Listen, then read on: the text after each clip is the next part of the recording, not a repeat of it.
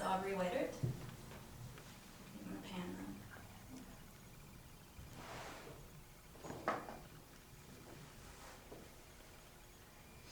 She's going to be sick when she...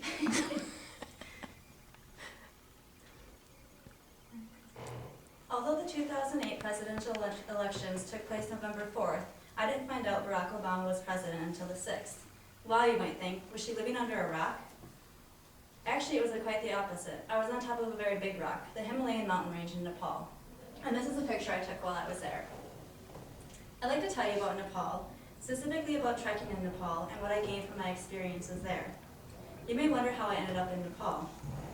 Well, let's go back a year ago, and instead of picturing me on top of a large rock, picture me on top of a chair in an office in Austin, Texas. I was sick of my job. I wanted a career change and a change of scenery. Like the phrase we heard over and over again, it was time for change.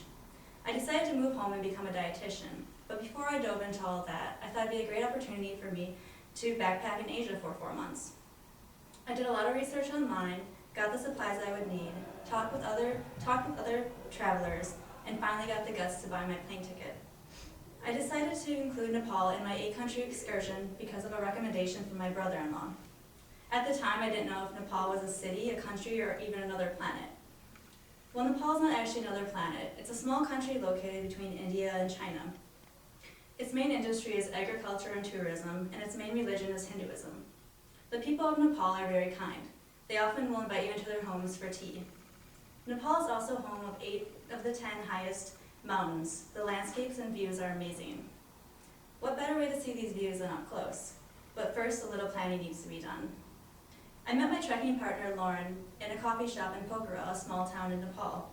It took us 2 Nepali milk teas and a shared brownie to plan our trip and get to know each other. There are many different treks you can take, and we chose to do the Annapurna Base Camp trek. This particular trek takes you up 13,000 feet to the center of the Annapurna mountain range. We also decided to complete our trek in 10 days. Some people did it in 3, while others did it in 21. You can complete it at whatever pace you're comfortable with. Another option is to pay a porter to carry your supplies for you and to pay a guide to keep you on the right track. We decided to carry our own bags and buy maps as our guide. With our bags packed, maps and walking sticks in hand, we were literally dropped off on the side of the road by a taxi and started walking up the trail.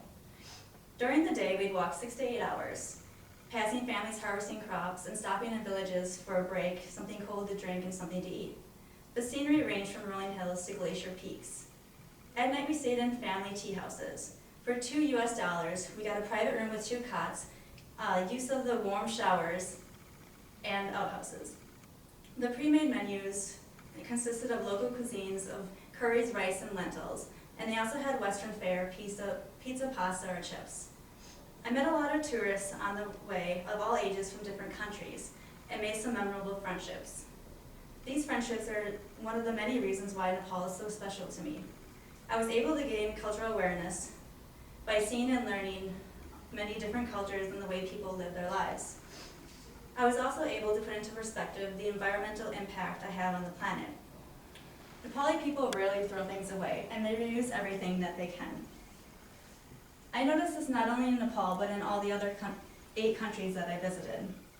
It made me aware of how much stuff I have back home and how easy it is for me to throw things away. There's something wrong with seeing porters carrying 24 packs of glass bottles of Coke for 3 days on their back so that tourists can drink soda at the top of the mountain. Lastly, I gained a new sense of independence and self-confidence. Getting to the base of the mountain was a big accomplishment, not to mention I had a lot of fun along the way. I've told you about Nepal, about my experience trekking, and what I gained from the time I spent there. I chose to talk about Nepal because I had such an amazing experience while traveling there, and because those experiences continue to have an impact on my life in a positive way every day. The most difficult part of my trip wasn't hiking up the mountain for 10 days. It was getting over my fears and buying my plane ticket. I hope someday you'll have the opportunity to get on a plane or do whatever it is you need to do to make the changes in your life you've been looking for.